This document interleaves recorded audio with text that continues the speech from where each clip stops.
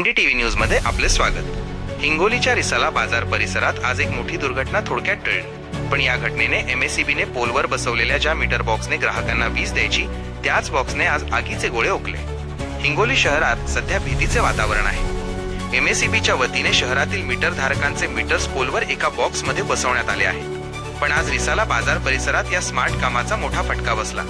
एका बंद मीटर बॉक्सने अचानक पेट घेतला आणि बघता बघता त्यातील सर्व नवीन मीटर्स जळून खाक झाले।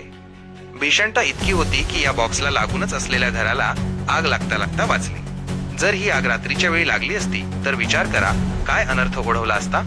निष्पाप लोकांचे प्राण गेले असते। याला जबाबदार कोण? मिळालेल्या माहितीनुसार हे मीटर्स बंद बॉक्समध्ये असल्यामुळे प्रचंड गरम होतात। उन्हाच्या तडाख्यात आणि लोडमुळे आतली उष्णता बाहेर पडायला जागा नाही। परिणामी शॉर्ट सर्किट होऊन ही आग लागल्याचा प्राथमिक अंदाज नागरिक वर्तवत आहेत। MACB विभाग सुरक्षिततेच्या बाबतीत इतका मागे का? हे डब्बे म्हणजे नागरिकांच्या घराशेजारी ठेवलेले जिवंत बॉम्बच आहेत। हे याचे जिवंत उदाहरण आज पाहायला मिळाले। Report MDTV news Hingoli. मुख्य संपादक राजू गवळी।